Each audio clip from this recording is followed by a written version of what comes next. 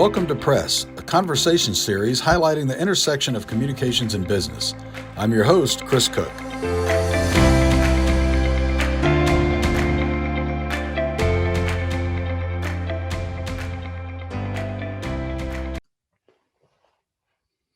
Hi, everybody. Welcome to another episode of Press. Today, joining me is Linda Rutherford, Senior Vice President and Chief Communications Officer at Southwest Airlines, and a good Red Raider. Welcome, Linda. Thanks, Chris. Appreciate being here. So I want to start off with your background a little bit. You were a journalism major. I'm a journalism major and ended up not in journalism. You were in journalism for a while. The Dallas Times-Herald, is that correct? That's right. Yes. And that was obviously your career path as you majored in journalism.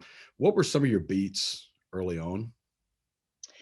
Well, actually, after I left Texas Tech, I was hired by Newsweek magazine in New York. So I went up to be a reporter researcher for what they call the back of the book. So that was the entertainment and legal and environmental type stories that the magazine, used to report on.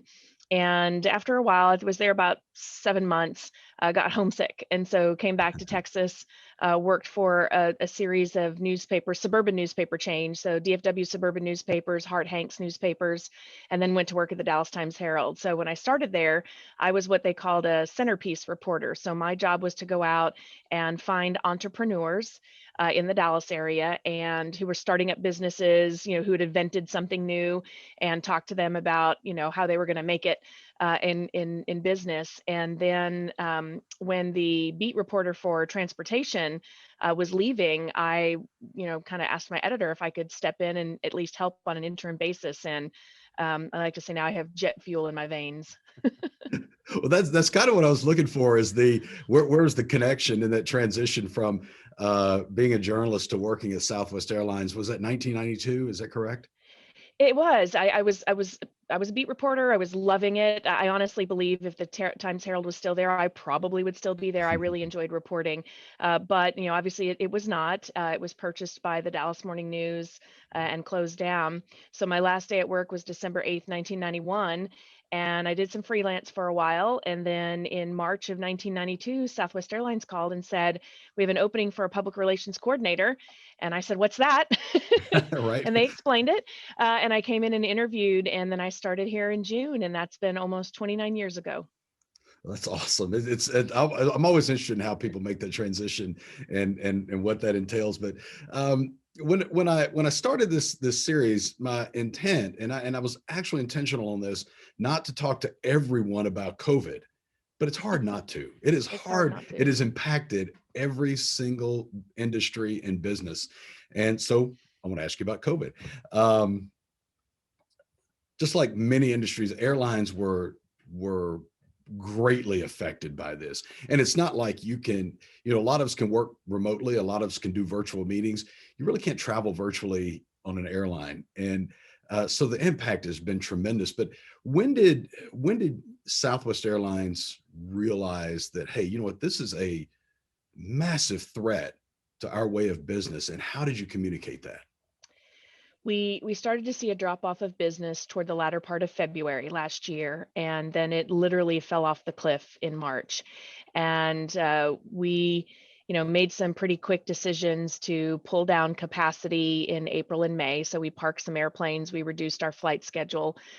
We closed our corporate headquarters and support, buildings. So our training, finance, all of our support functions, and we sent everybody home to work.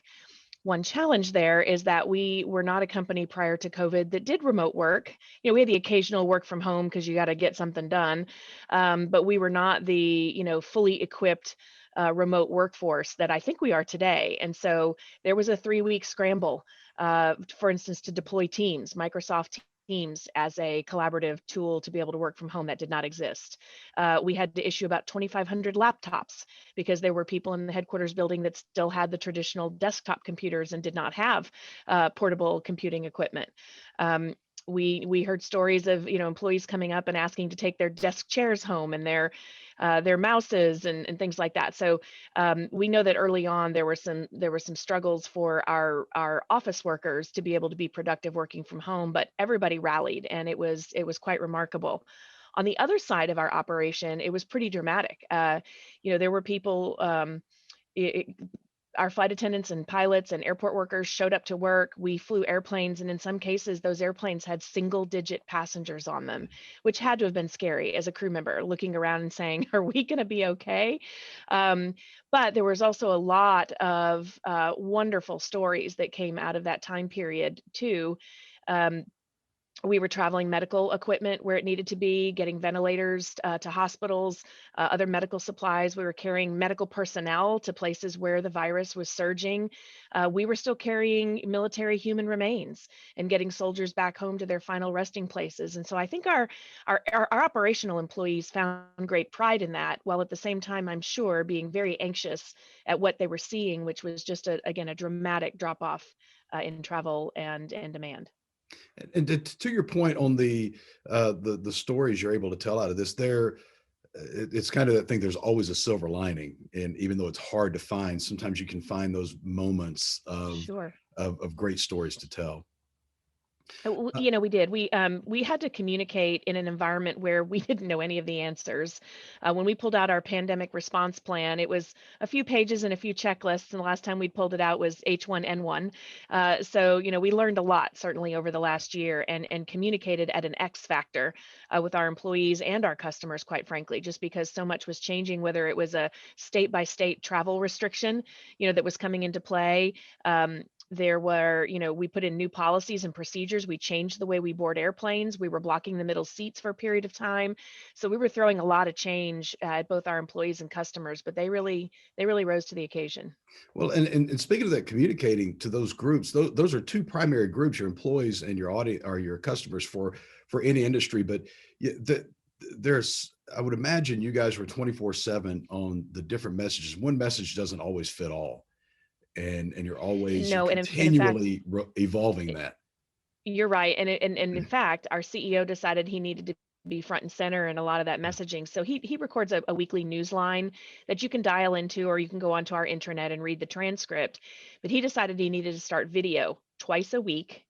So he started a video series called Ask Gary. It ran twice a week for the first 7 or 8 months of 2020. We eased it back to once a week, but he's continuing to do that video series today because he feels like, our employees, the situation we're in is dynamic and it's changing. And, just this week we saw Mississippi and Texas, ease mask mandates. So, things are changing all the time, and we're really trying to stay on top of that so that our employees have the latest and greatest, and our customers understand every time they fly, the rules might look a little different. How effective is it to have your CEO, a person that is no doubt busy, just like everyone else, but is the demand on his time to do this twice weekly? What's been the benefit of that? So we're fortunate that we have a senior leadership team, and specifically a CEO who believes that being chief communicator is one of his top jobs. So yes, he's busy like everyone's busy, but he's made communicating to our customers, to our communities, to our employees a priority. And I think, the basic understanding is that in crisis and in times of uncertainty, you communicate more. Even if you say, "Today I don't have an update because nothing's changed," people need to know that, because absent that, they get anxious, and they wonder, when they're going to get their next, bit of information, and they want to know the latest. And he sees that as a key and central responsibility of the CEO role. Are you is the airline industry as a whole, are you starting to see a light at the end of the tunnel, maybe carefully approaching that light, but not taking it for granted, but are you starting to see it? It's been a long tunnel, and we've thought we've seen the light several times, right? We thought we saw the light in July, and then it went away. And then we thought we saw the light in November, and then it went away. We are cautiously optimistic.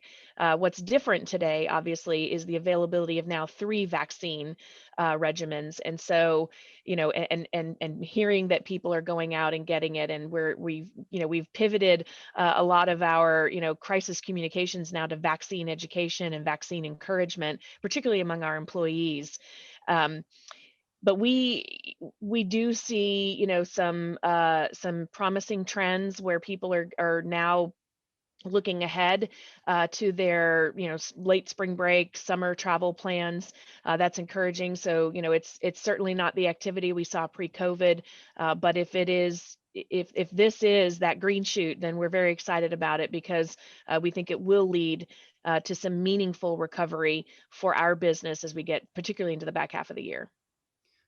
I was reading it's a 2-year-old article in O'Dwyer PR about the fabled seat at the table, and that's how they describe it, the fabled seat at the table. And it's something that I think over the last really maybe 20 years, corporations have started to see the more importance or see the importance of having communications people involved in the conversation.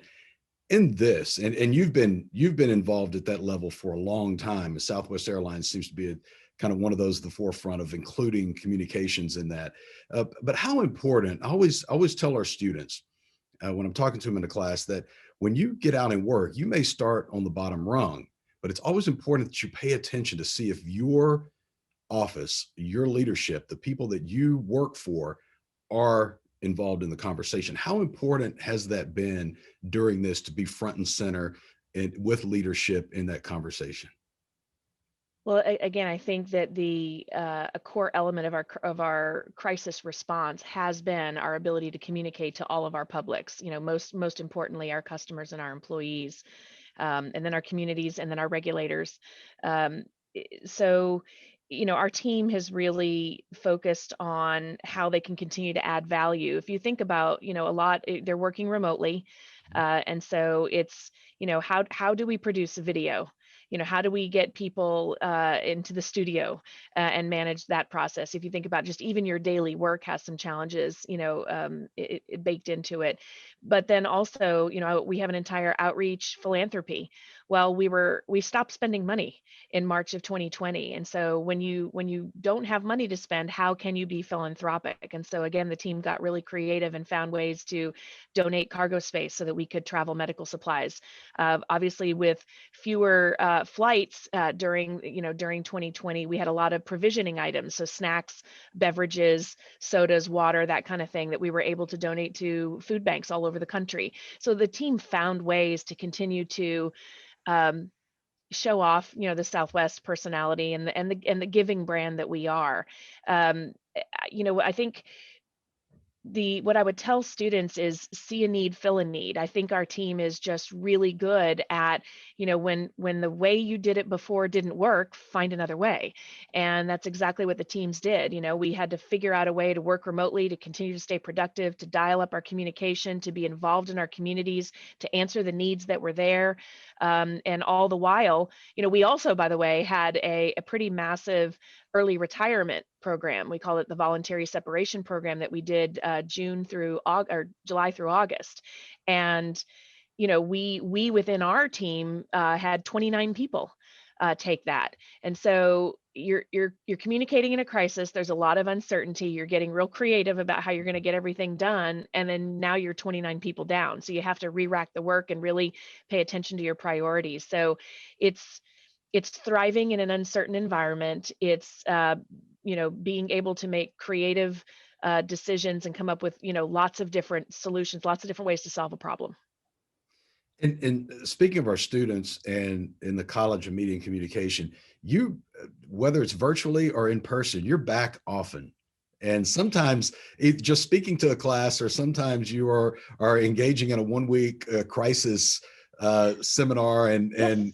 and exercise with students. And I've actually sat in on one of those. And um, what motivates you to give back to the institution, to the college, and to our students? Well, first of all, I would say the profession I'm in communications is dynamic. So if I only remembered what I left with, I would still have a typewriter and a BlackBerry.